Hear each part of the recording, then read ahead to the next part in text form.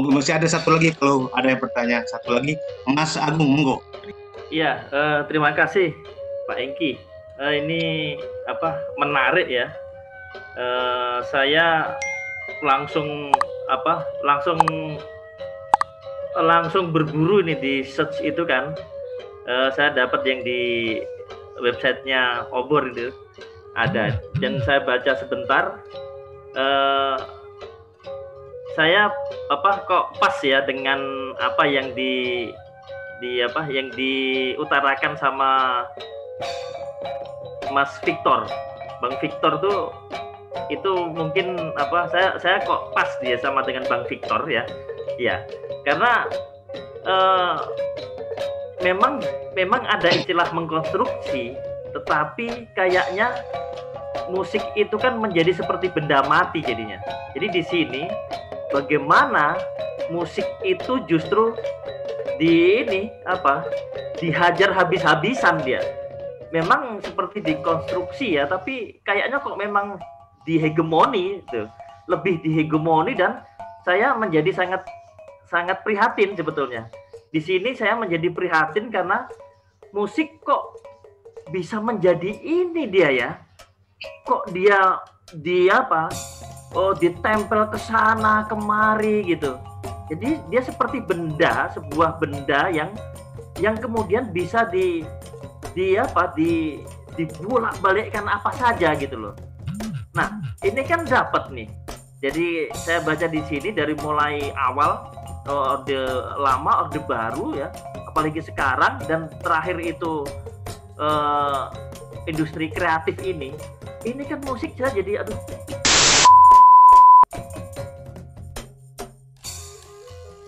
Putus. Oke, mungkin sudah ditangkap ya maknanya, mungkin sama dengan Mas Victor ya, lihat musik terhegemoni. Kalau Mas Arham melihat justru tanpa diketahui musik itu sendiri Sakura sendiri memainkan peranan juga, melakukan negosiasi juga, ada sebuah manfaat juga dia beyond melampaui politik itu sendiri gitu. Mungkin Mas Amin tanggapi sedikit ya Mas Amin sebelum ke Mas Arham dan Mas Victor. Monggo Mas Amin. Konteksnya ke rejim sekarang lah kalau bisa. Iya Mas Amin. Mas Amin kan menyurati dari Orde Lama sampai Orde Baru, ini kan sekarang Mas Amin yang di rejim sekarang. Jadi kalau betul ya. Jadi seperti yang saya katakan bahwa memang tidak ada makna yang absolut. Semua orang bisa memberi interpretasi terhadap apa gejala itu dimaknai oleh masing-masing orang dengan ini sendiri. Tadi seperti Mas yang tadi mengatakan bahwa bagaimana kok musik dibawa ke sana kemari, kok bisa jadi seperti itu. Nah, semuanya terpulang dari kita masing-masing. Ideologi kita apa? Cita-cita kita apa dalam memandang musik? Itu yang saya terpulang kepada masing-masing kita. Kalau mau membaca apa yang ditulis oleh Pak Sandiaga Uno dalam buku itu, dalam pengantar buku itu, dia mengatakan bahwa pemerintah berkepentingan dengan dengan ini bahasa saya ya, tapi sepertinya seperti ini. Jadi pemerintah berkepentingan dengan ekonomi kreatif, konsep ekonomi kreatif, karena membuka lapangan kerja. Saat ini kita sedang berhadapan dengan bonus demografi. Saat ini kita berhadapan dengan bonus demografi, dan kalau kita tidak memanage-nya, maka kita akan bisa bonus demografi itu bukan menjadi kekuatan, tetapi malah menjadi sebuah bencana sosial. Kalau misalnya Presiden 5 Gunung tadi telah membuat festival yang mampu untuk menggerakkan ribuan massa, saya kira itu harus dilihat dalam kacamata ekonomi kreatif juga. Jadi semuanya sangat tergantung. Orde Baru membutuhkan kreasi baru karena dia juga mempunyai kepentingan di zaman itu. Orde Lama membutuhkan kesenian sebagai revolusi karena memang kita membutuhkan itu. Mungkin di antara kita tidak menyadari betapa pentingnya untuk membangkitkan gelora nasionalisme pada saat itu. Namun satu hal yang saya lihat bahwa teman-teman mungkin agak luput melihat bahwa ketika kemudian saya mungkin kalau membaca buku itu baru mungkin lihat. Ketika saya berdebat dengan peneliti-peneliti sebelumnya, ini yang perlu. Ya, saya ingin mengatakan bahwa kalau kita ilmuwan Indonesia menulis sendiri, ilmuwan Indonesia menulis sendiri budaya kita, maka salah satu keuntungan kita adalah kita sangat dekat dengan objek yang kita tulis. Itu sebabnya kita mungkin boleh berani untuk berdebat dengan peneliti-peneliti asing karena kita ada masuk dalam itu, sehingga itulah yang membuat saya kemudian bisa berani untuk beradu pendapat bahwa dikotomi sesungguhnya tidak terjadi. Dikotomi itu tidak bisa digeneralisir, ada kekuatan negara dan kesediaan masyarakat. Apa yang terjadi di Kakula adalah negotiating. Apa yang terjadi di Kakula adalah saling merapatnya antara negara dan masyarakat. Kira itu. Oke. Baiklah, terima kasih itu atas jawabannya. Saya kira untuk mendapatkan detail lebih jelas lagi ulasannya, silakan membeli bukunya ya. Misalnya dari Yayasan Obor, terima kasih sudah hadir juga. Ada diskon 20% kalau lewat Perpromi atau saat ini mengorder ya.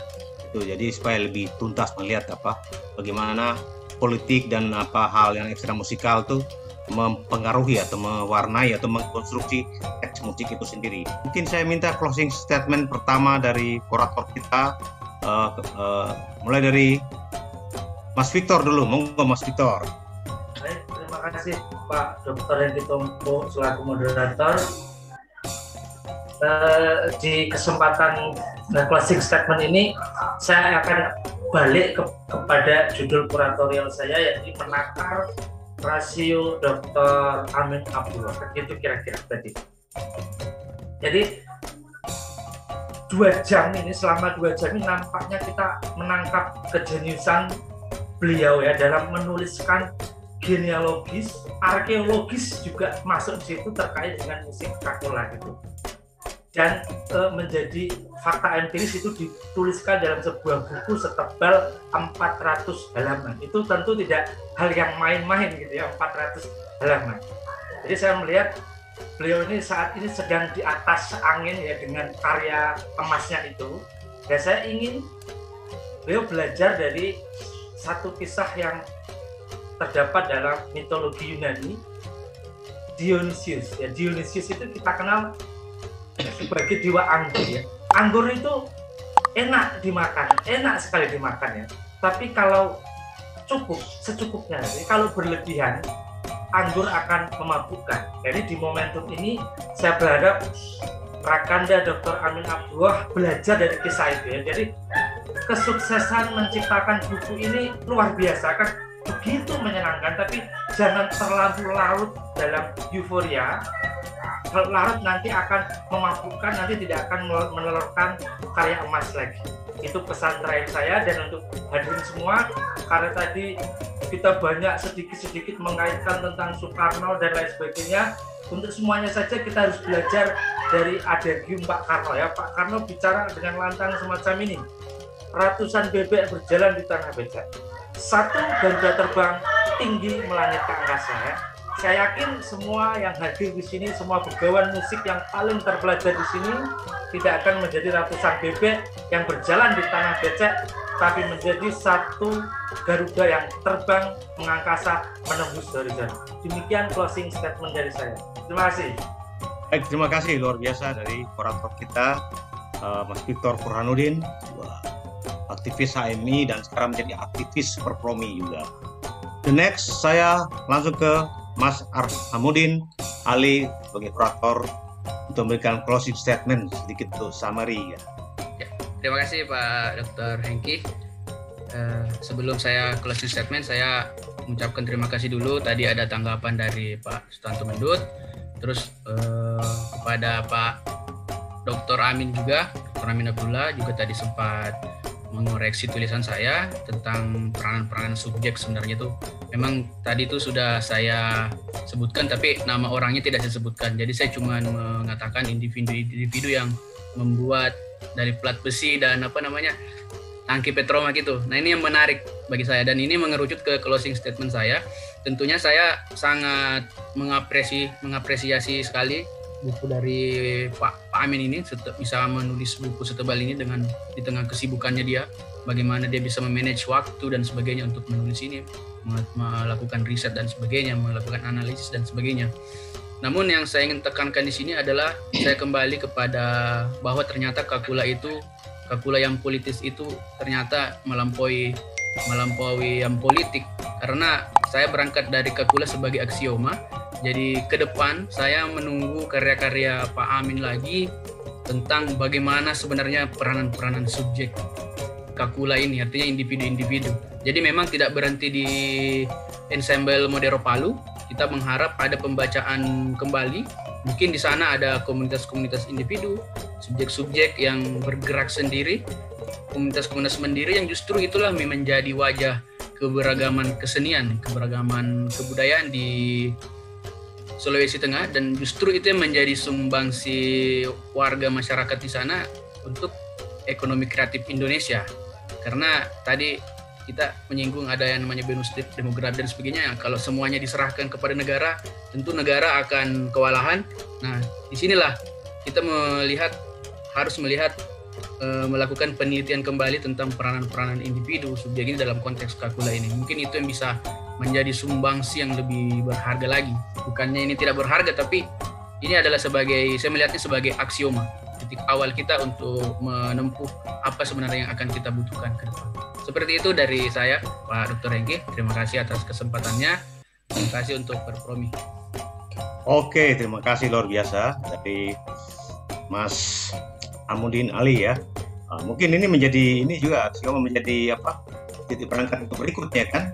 Jadi kalau Mas Amin melihat ada rejim, sekarang kan Mas Amin ada di pemerintahan ya, sebagai direktur di Kementerian Parekraf. Mungkin Mas Ali besok bisa membuat suatu terobosan untuk melihat gimana sampai musik di era ekonomi kreatif ini kan. Dengan Mas Amin ada tokoh di dalamnya itu. Jadi kalau Mas Amin susah melihat dirinya karena beliau dalam sistemnya. Kira-kira begitulah. Untuk itu baiklah closing statement dari Dr. Amin Abdullah sebagai penulis buku ini, sebagai direktur ekonomi kreatif di Kemenparekraf ya. Monggo Mas Amin Abdullah. Ya udahlah, saya meneruskan apa yang disebut dengan Arham dengan aksioma. Jadi ini jadi aksioma, jadi buku ini jadi aksioma. Nanti kan buku saya selanjutnya adalah kreatif di destinasi. Jadi saya akan menulis tentang bagaimana praktek-praktek best practice selama saya ada di kementerian ini. Jadi best practice saya ketika kemudian mengembangkan ekonomi kreatif dan hubungannya dengan pariwisata. Saya kira itu saja closing statement. Oke, ya bagaimana? Saya berikan apresiasi. Saya akan berikan apresiasi kepada penulis kita Dr. Amin Abdullah, yaitu salam kreatif, tapi ada salam berpromi juga. Oke, baiklah, terima kasih atas semua